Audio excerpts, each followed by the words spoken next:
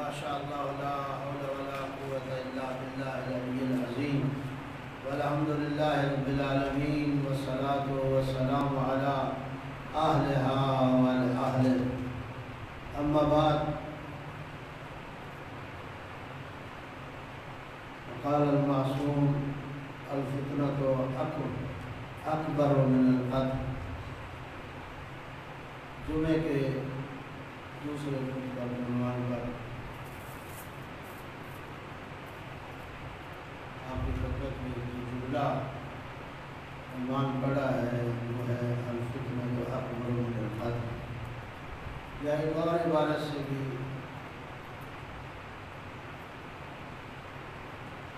موجود ہے الفتنہ اشد من القتل. یہ فتنہ قتل سے بھی بڑا ہے اور فتنہ قتل سے بھی شدید ہے. یقیناً اگر آپ مطالعہ کریں معاشرے کا، تاریخ کا، تو آپ کو دنیا میں اکثر فساد کی جڑ جو ہے وہ فتنہ دکھائی دے گی.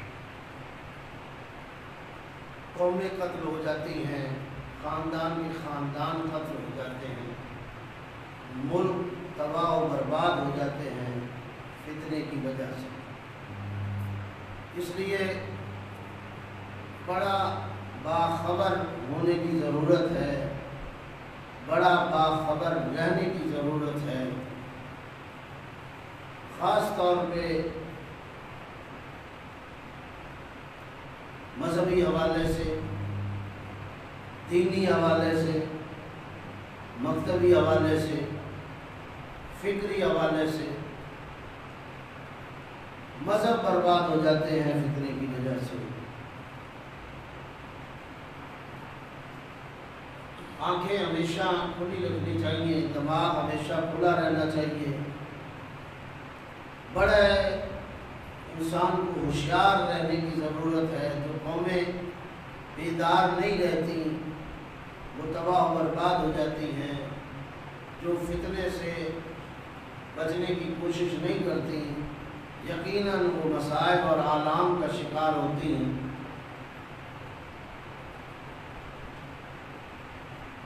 فتنے کی کئی شکلیں ہیں. آپ دیکھ لیں، اگر پیغمبر اکرم صلی اللہ علیہ وآلہ وسلم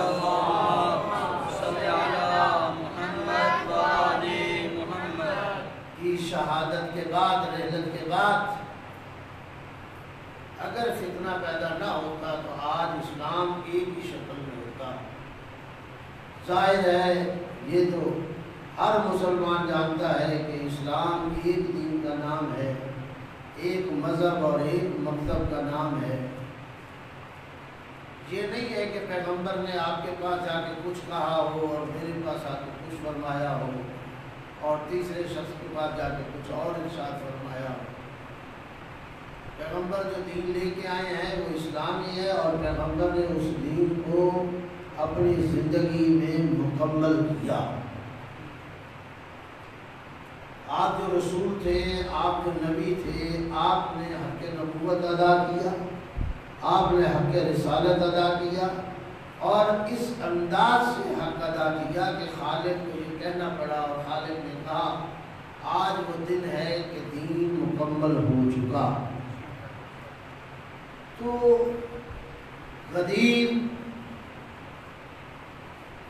جو تاریخ اسلام میں ایک اہم دن ہے، یہ وہ دن ہے کہ جہاں اللہ کی نعمت بھی مکمل ہوتی ہے، جہاں اللہ کا دین بھی مکمل ہوتا ہے. اب اگر اس دن کے بعد کوئی شخص یہ کہے کہ دین میں کمی اور بیشی ہے تو اس کا معنی یہ ہے کہ اس نے قرآن کی اس آیت پر صحیح ایمان نہیں رکھا یا اسے اللہ کے اس کلام پر یقین نہیں ہے. رسول اسلام کی خدمت اور آپ کے ابلاغ رسالت پر آپ اس شخص کو یقین نہیں ہے. وَإِلَّا جو رسول دین لے کے آیا اس نے مکمل طور پر اس دین کو پہنچایا اور اور اس انداز سے پہنچایا کہ اللہ نے اعلان کر دیا۔ ایک سوال پیدا ہو سکتا ہے کہ جب یہ ٹھیک ہے، جب یہ آیت آ گئی اور دین مکمل ہو گیا، تو پھر یہ مراجع، یہ مجتہدین، یہ کیا؟ یہ ایک غلط فہمی بعض لوگوں میں موجود ہے، ڈالی جاتی ہے یا پیدا ہو جاتی ہے۔ تو میں اس غلط فہمی کو ایک جملے میں رد کرنا چاہتا ہوں۔ بات ہے کہ مجتہد دین بناتا نہیں ہے، مجتہد مراجع جو ہیں وہ دین بناتے نہیں ہیں، وہ احکام الہی کو تلاش کرتے ہیں۔ بنانے میں اور تلاش کرنے میں بڑا فرق ہے۔ بنانا مقصد یہ ہوتا ہے کہ چیز پہلے نہیں ہے اور ہم اسے بنا رہے ہیں۔ تلاش کرنا یہ ہے کہ چیز پہلے موجود ہے، ہمارے سامنے نہیں ہے، ہم اسے تلاش کر رہے ہیں۔ تو مراجع، مجتہدین حکم الہی کو تلاش کرتے ہیں اور تلاش کر کے لوگوں کے سامنے رکھ دیتے ہیں کہ اس معاملے میں اللہ کا یہ حکم ہے۔ وہ حکم جو قرآن کی آیات میں، وہ حکم جو احادیث پیغمبر میں، وہ حکم جو روایات اور فرامین ائمہ میں اور عقل کی روشنی میں موجود ہوتا ہے، ایک مجتہد اس کو وہاں سے تلاش کر کے لوگوں کے سامنے لا کے حکم الہی کو تلاش کر کے رکھ دیتا ہے کہ یہ اللہ کا حکم ہے۔ اور تقلید کا معنی بھی یہ ہے، موضوع ہمارا تقلید نہیں ہے، مجھے اس بات کی طرف جانا ہے، ضمن بات آئی ہے تو سمجھانا چاہتا ہوں۔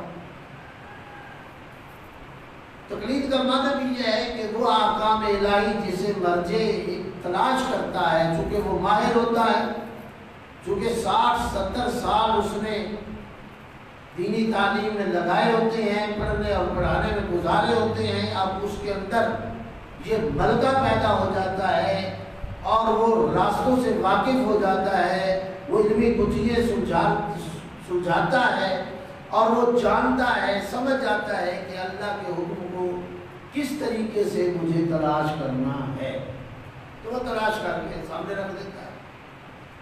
تو ہم تقلید کرتے، چونکہ مجتہد نہیں ہوتے، ہم تلاش نہیں کر سکتے۔ اب قرآن کی آیات کو ہمارے لیے سمجھنا بغیر پڑھے لکھے اور بغیر سالہ سال لگائے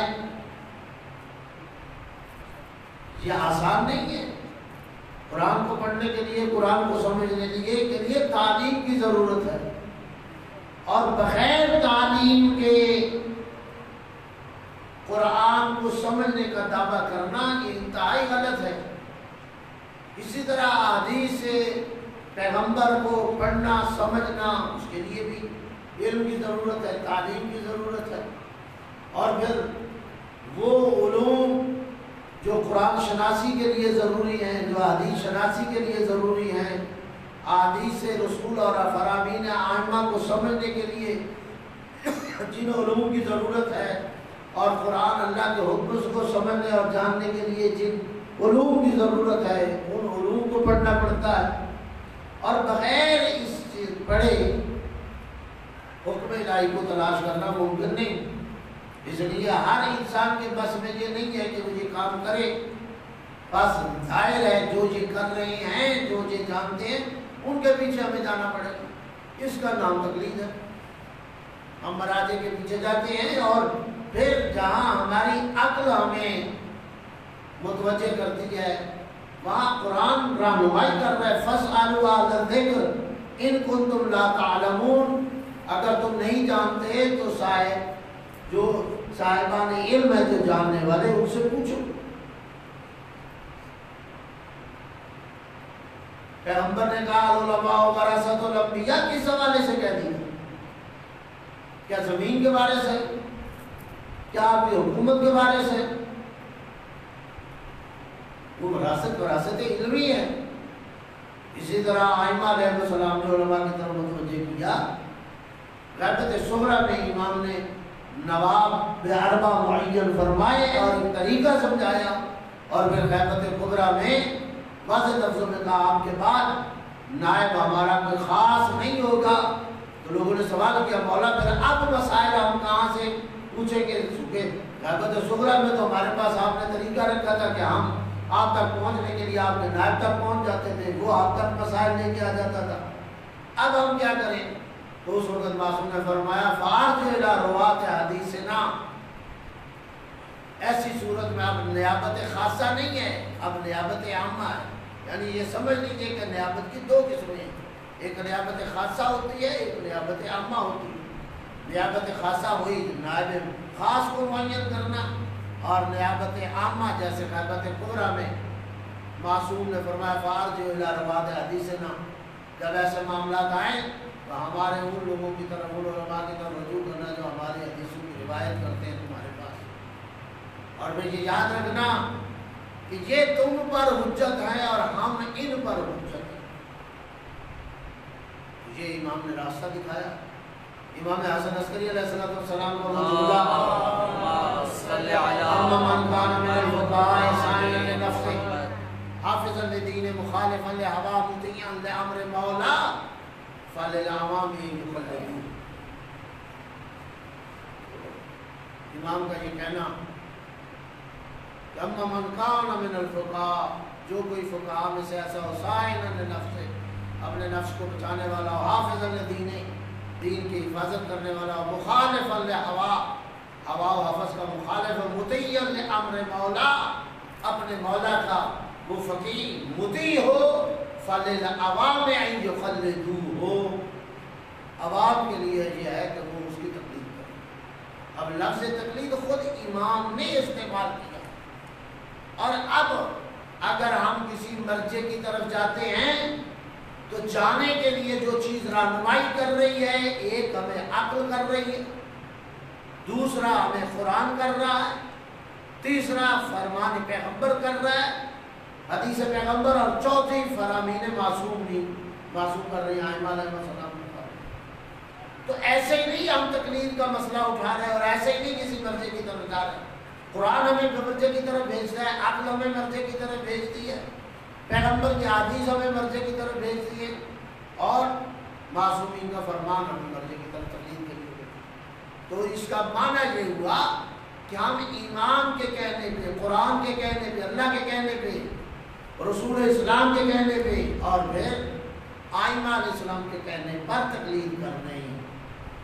تو جو شخص آج تقلید کی مخالفت کر رہا ہے اور تقلید کے پیچھے نہیں جا رہا اور لوگوں کو تقلید سے ہٹا رہا ہے، در حقیقت یہ متوجہ ہونے کی ضرورت ہے، وہ شخص قرآن کے راستے سے ہٹانا چاہتا ہے، عقل کی روشنی سے ہٹانا چاہتا ہے، پیغمبر کے راستے سے ہٹانا چاہتا ہے، اور ائمہ کے راستے سے ہٹانا چاہتا ہے.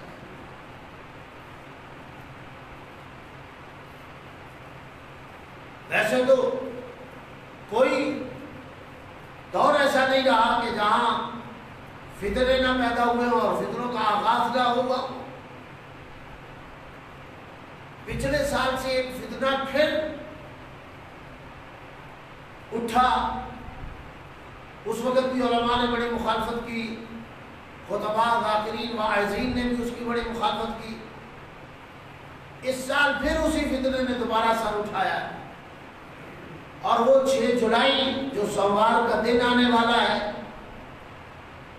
جو تاریخ تشیع میں اہم ترین دن ہے. میں تو کہتا ہوں کہ اس دن کو یوم تشکر کے نام سے منایا جانا چاہیے یا یوم تشیع کے نام سے منایا جانا چاہیے. 6 جولائی آپ جانتے ہیں یا آپ کے بزرگان جانتے ہوں گے کہ 1980 6 جولائی 1980 کو تشیع نے وہ عزت پائی اور وہ وقار حاصل کیا کہ جو آج تک اپنی مثال آپ ہے. جو قیادت اللہ نے ہمیں عطا کی، سید محمد دہلوی رحمۃ اللہ علیہ کے بعد مفتی جعفر حسین رحمۃ اللہ علیہ، آپ کے اس ڈویژن کے ضلع گوجرانوالہ کے رہنے والے پاکستان کے بزرگ علماء میں سے بزرگ شخصیت، جنہیں بھکر میں قوم کی قیادت کی دستار جن کے سر میں رکھی گئی، اور انہیں قائد بنایا گیا، جنہوں نے واقعی پھر حق قیادت ادا کیا اور اپنی قوم کو کال کیا۔ اسلام آباد اپنی قوم کو لے گئے۔ اس وقت کا جابر حکمران ضیاء الحق جو ایک نظام کا نعرہ لگا کے آیا تھا اور چاہتا تھا کہ ایک ہی فقہ یہاں رائج کر دی جائے اور تشیع کو پامال کر دیا جائے، یہ آپ کی قیادت تھی، آپ کو ان چیزوں کا علم رکھنا چاہیے اور ہونا چاہیے، اور اپنی نسلوں کو، آپ کو، یہ اپنے اولادوں کو 6 جولائی 1980 کی خبر دیں تاکہ اپنی تاریخ سے واقف ہوں۔ جب اس نے نعرہ لگایا تو پھر ایک زکوٰۃ کا سلسلہ شروع کیا اور اس طرح کے مسائل، تو مفتی جعفر صاحب رحمۃ اللہ علیہ نے قوم کو پیغام دیا اور کال کی پوری قوم، کوئی گھر تقریباً نہیں رہا ہوگا، بہت بڑی تعداد پورے پاکستان سے قائد ملت جعفریہ حضرت علامہ مفتی جعفر حسین رحمۃ اللہ علیہ کی آواز پر لبیک کہتے ہوئے اسلام آباد پہنچی۔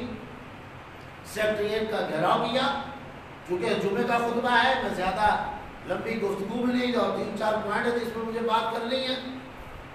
گھیراؤ کیا اور اس وقت تک نہ اٹھے جب تک اپنے مطالبات منوا نہیں دیے۔ زکوٰۃ کا مسئلہ تھا، دینیات کا مسئلہ تھا، اور قسم کے مسائل تھے، اور یہ منوایا گیا کہ جہاں جو اسلام نافذ ہوگا ہر فقہ والوں کے لیے اپنی فقہ ہوگی۔ شیعہ حضرات کے لیے فقہ جعفریہ کے تحت اگر نظام نافذ کیا جاتا ہے تو پھر عدالتیں یا میراث یا طلاق یا دیگر مسائل جو ہے وہ شیعہ حضرات کے لیے شیعہ فقہ۔ ہم نے یہ کبھی نہیں کہا کہ پورے ملک میں شیعہ، حنفیوں کے لیے حنفی کر دیں، مالکیوں کے لیے مالکی کر دیں۔ تو الحمدللہ مفتی جعفر حسین رحمۃ اللہ علیہ کی کاوشوں سے کامیابی نصیب ہوئی اور سرخرو ہو کر ملت جعفریہ واپس اپنے گھروں پہنچی۔ جو جنرل ضیاء الحق جس کے گردن میں سریا تھا، جو سمجھتا تھا میں شیعوں کو کھا جاؤں گا، یقیناً آپ کے علم میں ہوگا کہ اس کا ہیلی کاپٹر تیار ہو چکا تھا وہاں سے فرار ہونے کے لیے، اس کو یہ خطرہ پڑ گیا تھا اور حکومت ڈاما ڈول ہو گئی تھی۔ لیکن ظاہر ہے ہمارا مقصد حکومت تو نہیں تھا، ہماری قیادت کا مقصد حکومت کا حاصل کرنا نہیں تھا، اپنے مطالبات منوانا۔ تو وہ 6 جولائی 1980، پھر 6 جولائی 1985، پھر 87 آیا۔ میں بس اشارہ کر کے جا رہا ہوں، ان تاریخوں کو جا کے پڑھیے، 85 کو کیا ہوا، 87 کو کیا ہوا۔ مفتی جعفر صاحب کی بڑا کے بعد اللہ نے ہمیں قیادت نصیب کی، شہید علامہ عارف حسین الحسینی کی شکل میں، جنہوں نے پھر اس قیادت کو 4 چاند لگائے، اور پھر ان کی شہادت کے بعد اسی پلیٹ فارم کے ذریعے، جس پلیٹ فارم کے ذریعے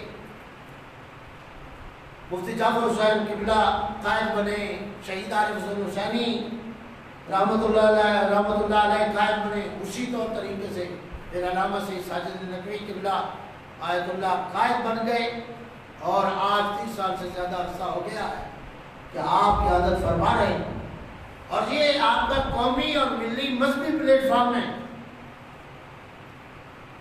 جو مسلسل شب و روز تشیع کے حقوق کے لیے اور مسلمانوں کے اندر پیار محبت کی فضا کو اور اتحاد اتفاق کی فضا کو قائم کرنے کے لیے شب و روز کوششیں کی۔ وہ فرقہ واریت کا دیوگ اور وہ دہشت گردی جو پاکستان میں شروع ہوئی اور جس کا شکار ہزاروں شیعہ، لاکھوں شیعہ ہوئے، ایک بڑی تدبیر کے ساتھ، بڑی دانائی اور حکمت کے ساتھ حضرت آیت اللہ علامہ ساجد نقوی قائد ملت جعفریہ نے قیادت کی، اور نہ فقط اس دہشت گردی سے نکالا، فرقہ واریت سے نکالا، اپنی قوم کو بچایا بھی اور قوم کو سرخرو بھی کیا۔ آج جب دہشت گردی کی بات ہوتی ہے، آج جب فرقہ واریت کی بات ہوتی ہے، تو ادارے بھی آپ کی قیادت کو تسلیم کرتے ہیں، سیاسی لوگ بھی آپ کی قیادت کو تسلیم کرتے ہیں، مذہبی لوگ بھی آپ کی قیادت کو تسلیم کرتے ہیں۔ جائیے کبھی ان کے ساتھ، آپ کی گفتگو ہو تو پتہ چلے آپ لوگوں کو۔ ادارے جو قومی ملکی ادارے ہیں وہ سمجھتے ہیں کہ اگر علامہ ساجد نقوی رحمۃ اللہ، علامہ ساجد نقوی قبلہ اگر اس دانائی اور تدبیر کے ساتھ قیادت نہ فرماتے تو ممکن ہے اس ملک کے اندر اس حد تک آگ لگ جاتی کہ اس ملک کا بچانا مشکل ہو جاتا۔ قائد ملت جعفریہ نے اس قوم کو نکالا تو جہاں باہر کا میدان آپ نے خالی نہیں چھوڑا، وہاں داخلی میدان میں بھی جہاں ضرورت پڑی اس پلیٹ فارم کے ذریعے کام ہوا۔ جس طرح باقی مذاہب کے ساتھ جہاں اپنی قوم کو بچایا، اتحاد اتفاق پیار محبت کی فضا کو قائم کیا، دہشت گردی اور فرقہ واریت سے نکالا اور بچایا، وہاں وہ فتنے جو شیعہ قوم کے اندر پیدا ہوئے اور ہو رہے ہیں ان کا بھی مقابلہ ڈٹ کر کیا۔ وہ نشہریوں کا میدان ہو، وہ غازیوں کا میدان ہو، وہ بد عقیدہ اور بد اعمال لوگوں کا میدان ہو۔ آج سوشل میڈیا میں اگر آپ دیکھیں، ظاہر ہے وقت اتنا نہیں ہے کہ پوری تفصیلات آپ کی خدمت میں بیان کی جائیں، اگر آپ دیکھیں تو آپ کو قائد ملت جعفریہ کے وہ بیانات آج کل آپ کو بہت زیادہ سوشل میڈیا پہ چڑھے ہوئے ہیں، آپ کو نظر آئیں گے۔ آپ کو قائد محترم کی پڑھیں، اپنی تحریک سے اپنے پلیٹ فارم سے اپنی قیادت کو سمجھنے کی کوشش کریں، ان کی 30 سالہ خدمات کا مطالعہ کریں تاکہ آپ کو پتہ چلے کہ آپ کی قیادت نے کیا کیا کام کیے ہیں۔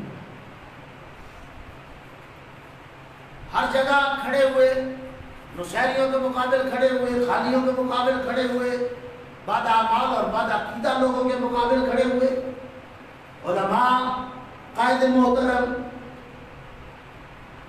اب پچھلے سال سے پھر فتنہ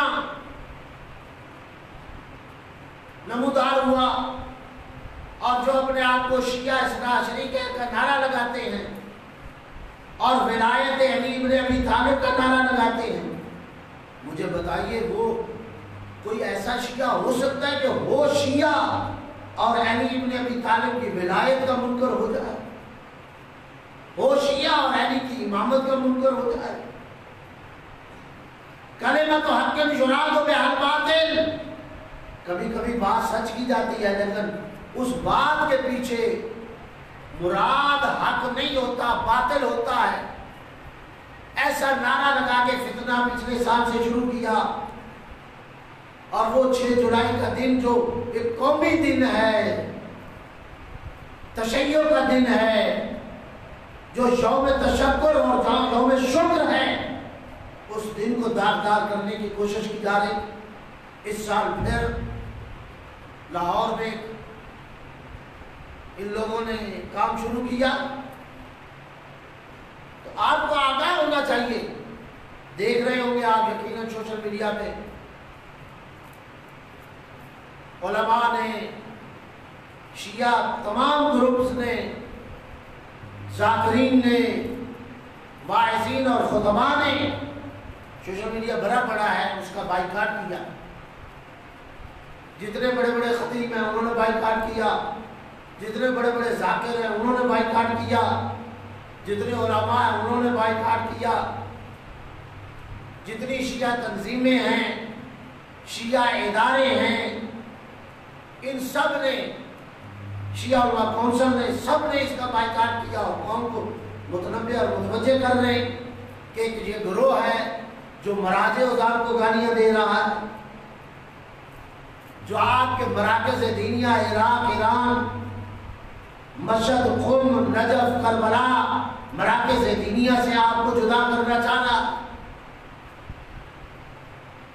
علماء کو، بزرگان کو گالیاں اور فوش دینا جن کا حصہ بن چکا ہے. اس لیے آپ کو متوجہ ہونے کی ضرورت ہے. ایسے لوگوں کا شکار نہ ہو جائیں آپ کی اولادیں، آپ لوگ. الفطرۃ اشد من القتل، یہ ایسے فطرے ہوتے ہیں جو قتل سے بھی زیادہ، اکبر من القتل، قتل سے بھی بڑے ہوتے ہیں. یہ دین کا قتل کرتے ہیں، یہ عقیدے کا قتل کرتے ہیں، یہ مذہب کا قتل کرتے ہیں. اس لیے ہوشیار رہنے کی ضرورت ہے. جہاں مراجع عظام کو میں نے پہلے ابتدا کے خطبے کے ابتدائی حصے میں کہا کہ اگر ہم مرجعیت کی طرف جا رہے ہیں، اگر حوزہ علمیہ کی طرف، حوزات علمیہ کی طرف، مراجع کی طرف جاتے ہیں، تو اس ہمارے جانے کے لیے رہنمائی کس نے کی؟ عقل نے کی. رہنمائی کس نے کی؟ قرآن نے کی. رہنمائی کس نے کی؟ رسول اسلام نے کی. رہنمائی کس نے کی؟ ائمہ علیہ السلام نے کی. ایسے نہیں ہم چلے گئے.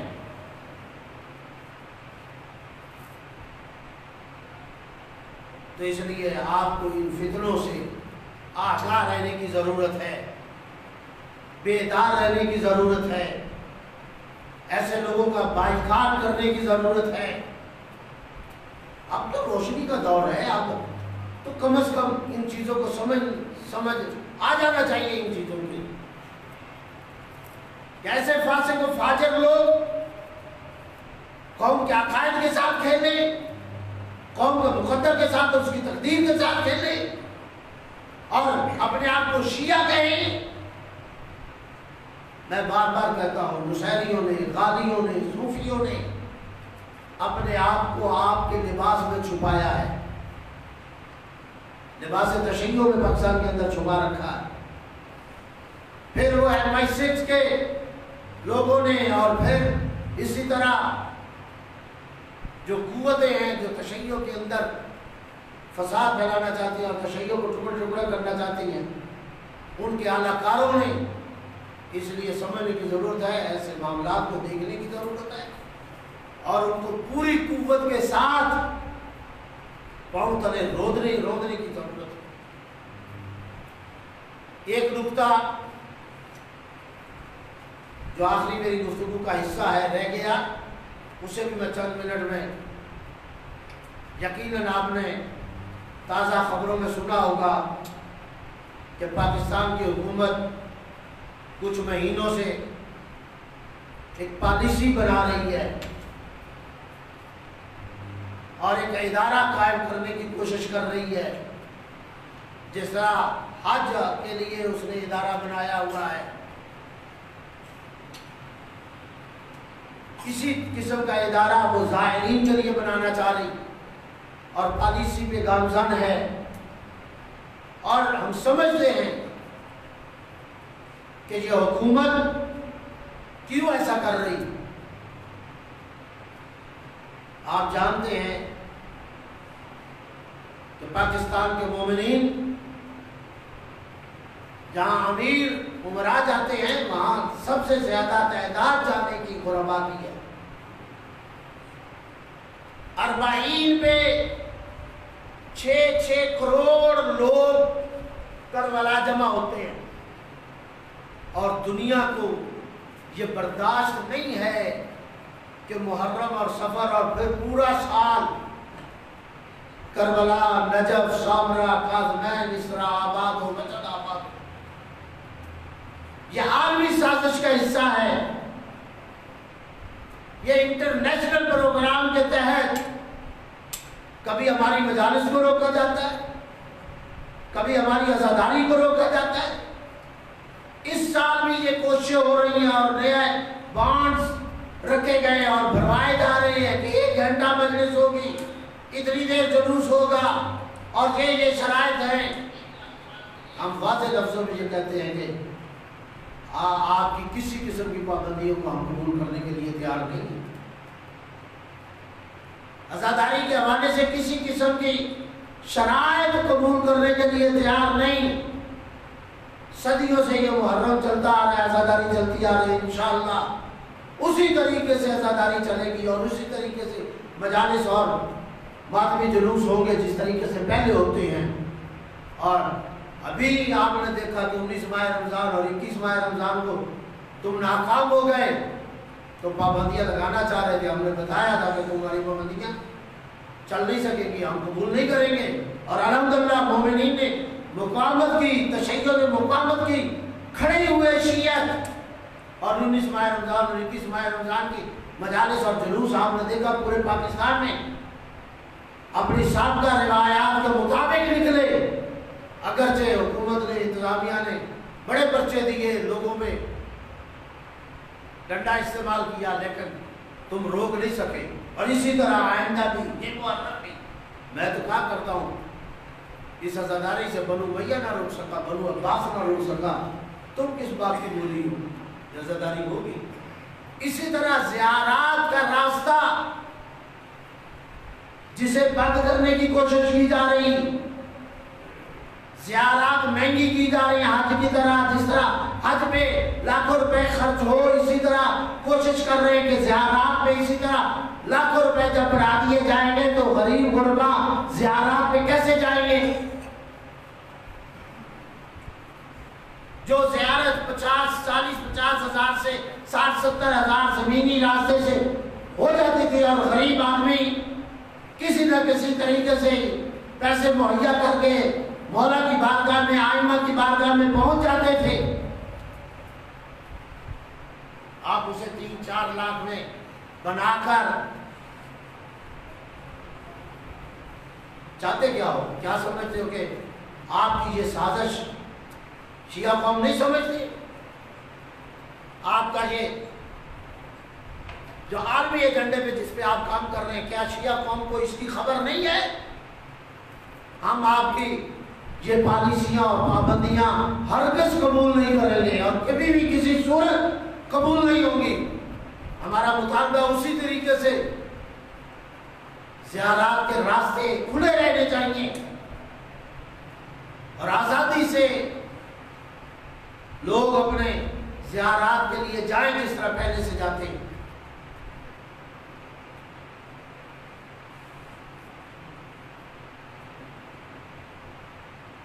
ہمارے دینی اور مذہبی مراکز ہیں وہاں، ہمارے حوزات علمیہ ہیں وہاں، ہمارے مراجع ہیں وہاں، ہمارے مقامات مقدسہ ہیں وہاں۔ ایران میں مشہد ہے، قم ہے، شاہ عبد العظیم ہے، دیگر مقامات مقدسہ ایران کے اندر ہیں۔ عراق کے اندر نجف ہے، کربلا ہے، کاظمین ہے، سامرا ہے، اور پھر دیگر مقامات، اور پھر شام میں زینبیہ ہے۔ تم چاہتے ہو لگاؤ، کب سے تم لوگ شروع ہو کسی نہ کسی طریقے سے تشیعوں پہ پابندی ہے، ہر حوالے سے، کبھی ان کے مذہب، کبھی عقائد کا بگاڑ پیدا کرتے ہو، کبھی عزاداری کو روکتے ہو، کبھی زیارات کو روکتے ہو۔ تو ہم بالکل اسی طرح کھڑے ہوں گے جس طریقے سے پہلے کھڑے ہوتے ہیں، ہم بالکل حکومت کی یہ پابندیوں کو قبول نہیں کریں گے۔ جی مخصوص لوگ جن کے پاس لائسنس ہیں اور وہ جو سالار ہیں اور انہی کے ذریعے جائیں گے تاکہ ان کی کمائی کا ذریعہ اور غریب آدمی جا ہی نہ سکے۔ ہم تو یہ مطالبہ کرتے ہیں کہ ان راستوں کی حفاظت کی جائے، ان راستوں کو محفوظ بنایا جائے۔ تو محفوظ بنانے کا یہ تو معنی نہیں ہے کہ آپ زائرین پر اور زیارتوں پر پابندیاں لگا دی جائیں، اور جو 40-60-70 ہزار میں زیارت ہوتی ہے اسے آپ 3-4 لاکھ تک لے جائیں، یہ کسی طور پر بھی قابل قبول نہیں ہے۔ یقیناً جہاں تک ہماری آواز آ رہی ہے اس وقت بھی یہ نیٹ کے ذریعے جہاں جہاں ہمارے مومنین اس بات کو سن رہے ہیں، ہمارے تمام علماء آگاہی دے رہے ہیں، تمام تنظیمی احباب آگاہی دے رہے ہیں، قیادت اس چیز کو واضح کر رہی ہے. آپ لوگوں تک یہ آگاہی ہونی چاہیے تاکہ اگر کل کو ضرورت پڑے، جب آپ کو بلایا جائے، آواز دی جائے، تو پھر آپ اسی طریقے سے لبیک کہتے ہوئے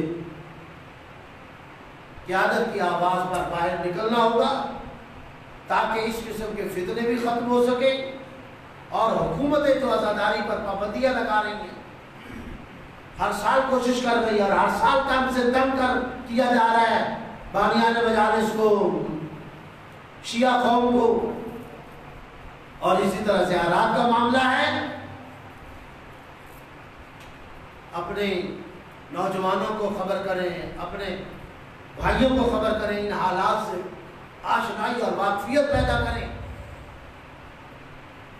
یہ ایک انٹرنیشنل پروگرام ہے، اس پروگرام کے تحت یہ سارے کام ہو رہے ہیں، فقط تاکہ تشیع کو برباد کیا جائے، تشیع کو کمزور کیا جائے. تو یہ اس وقت تک کامیاب نہیں ہو سکتے جب تک آپ لوگ جاگتے رہیں گے. ہماری قوم جب بیدار رہے گی، جب تک جاگتی رہے گی، تو ایسے لوگ اور ایسی قوتیں کامیاب نہیں ہو سکتی. جاگنے کی ضرورت ہے، بیدار رہنے کی ضرورت ہے، دین کی طرف متوجہ ہونے کی ضرورت ہے. میری دعا ہے اللہ رب العزت آپ کو، ہم سب کو ایسے فتنوں سے بھی محفوظ رکھے اور دین کو سمجھنے اور جاننے اور پھر سمجھ کر اس پر عمل کرنے کی توفیق عطا فرمائے، اور ہمیں اپنے حوزات علمیہ مراجع حزام سے وابستہ رہنے کی توفیق عطا فرمائے، اور اللہ رب العزت ہمیں اپنے اس قومی دینی مذہبی پلیٹ فارم اس قیادت کے ساتھ تمسک رکھنے کی توفیق عطا فرمائے. اور یقیناً یہ بھی دعا ہے اللہ رب العزت سے کہ ایسی قوتیں جو تشیع کو کمزور کرنے اور پارا پارا کرنے کے درپے ہیں، وہ نامراد اور اپنے مراد میں نہ پہنچیں اور اللہ انہیں ذلیل و رسوا کریں. وآخر دعوانا ان الحمد للہ رب العالمین.